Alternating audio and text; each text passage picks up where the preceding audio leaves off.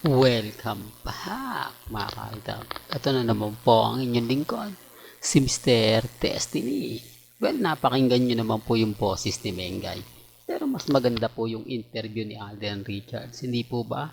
Basag na basag po yung mga katen. Nagngangawa nga po ngayon sila sa social media. Hindi ko naman po sila masisisi dahil nga po sa panibagong pambasag sa kanila ni Alden. Biruin mo, sinabihan po kasi ni Alden na wag na kasing ipilit, di po ba? Ibig sabihin lang po nun mga kaaldab, talagang wala. Hindi po real talk. Kaya nga sabi ko sa inyo sa Aldab Nation, hindi po magawa ni Alden yan. Hindi po niya sinabi sa Aldab Nation, huwag niyo na po kaming ipilit ni Maine kasi may sarili-sarili na kaming buhay, ganito ganyan. Hindi po ba? Pero dito sa cut din talagang basag sila. Masakit na katotohanan. Katotohanan na kumbaga hindi kayang tanggapin, lalo na po yung mga nag-effort, yung mga gumawa ng mga bagay-bagay na kumbaga financial, di po ba? Sabi ko nga po sa inyo, ako dito sa channel ni Mr. Destiny, marami po kayong maiintindihan, marami po kayong mauunawaang talagang sa channel nyo lang po maririnig. Nakakalungkot man po, pero yan po yung katotohanan eh. Nakakalungkot dahil kahit anong gawin po nila, wala rin po talagang nangyayari. Wala pa rin po talagang nagaganap. Taliwas po sa mga komento at sinasabi ng iilang kritiko ni Mr. Destiny. Kaya nga po ako hindi ako natitinag. Hindi ako naapektuhan. Hindi po tayo basta-basta natatalo sa laban. Hindi tayo basta-basta sumusuko sa laban. Yan naman po yung importante. Yan naman po yung lagi kong sinasabi at lagi kong pinapaliwanag. Bagamat marami pong kwento ang lumalabas, marami pong mga sinasabi na talagang napapaisip naman kayo. Mapapaisip kayo na tama naman si Mr. Destiny kasi kumbaga kung titignan mo, kung susuriin mo, ay talagang umaayon sa kanila yung panahon. Umaayon sa kanila yung mga galawan nila Mengay at ni Alden. Tapos magpo-post pa si Mengay. Di po ba? Pero gaya na sinabi ko, wala pong pilitan. Alam nyo naman po at paulit-ulit ko itong sinasabi na kapag nandito po kayo sa channel ni Mr. Destiny, marami kayong mapapanood, marami kayong mapapakinggan, marami kayong malalaman na kung saan nga po, dito nyo lang po sa channel ni Mr. Destiny mapapanood. Paulit-ulit ko itong sinasabi para din po sa mga dumadaan at bumibisita. Kaya lang yung iba nakukulitan na normal lang po yan. Kumbaga yung basher nga po natin. Hindi nga po nakukulitan kahit sabihin ko na ang maling channel ang pinupuntahan nyo. Maghanap kayo ng Katden, maghanap kayo ng Armin, doon kayo mag-react, doon kayo magkomento. Pero wala eh. Wala po silang makita.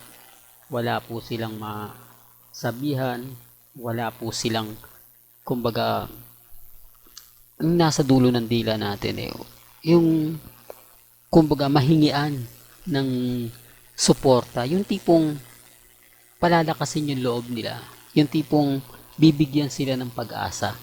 Hindi po ba? Hindi, wala eh. Kaya nga sabi sa inyo, bakit tong Aldab? Bakit po kami? Di po ba? Never po kaming kumbaga binasag nila Mengay at ni Alden. Oh. Tapos kapag sinasabing buntis si Mengay, ang ginagawa ni Meng, kumbaga ganito, bumibirit, sumasayaw. Oh, para agad-agad basag sila. Agad-agad ay magsasabing, ay hindi naman buntis si Mengay kasi kung buntis yan, hindi naman magkakaganyan yan. Di po ba?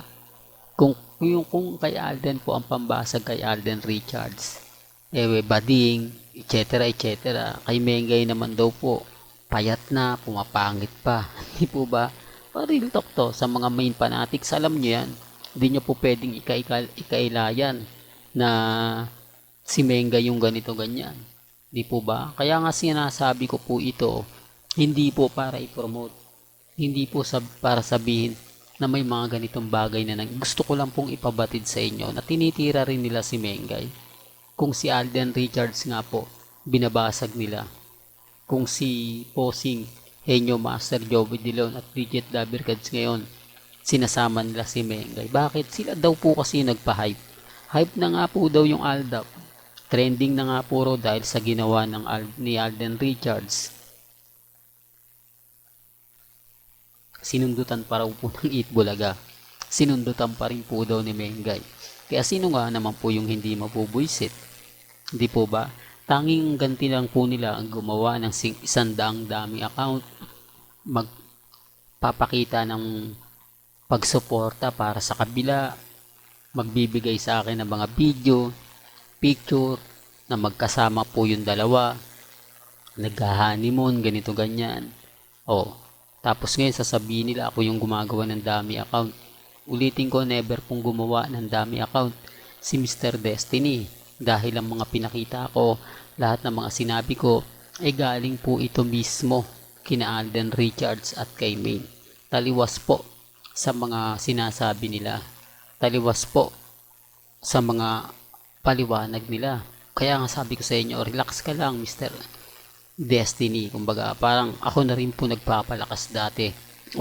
Sa mga ina-update ko. Kasi sandamakmak po talaga. Kung may kita nyo lang po yung mga komento nila, talagang mapanghihinaan ka. Kaya normal lang po sa mga mamis, mga tita sa nagtampo.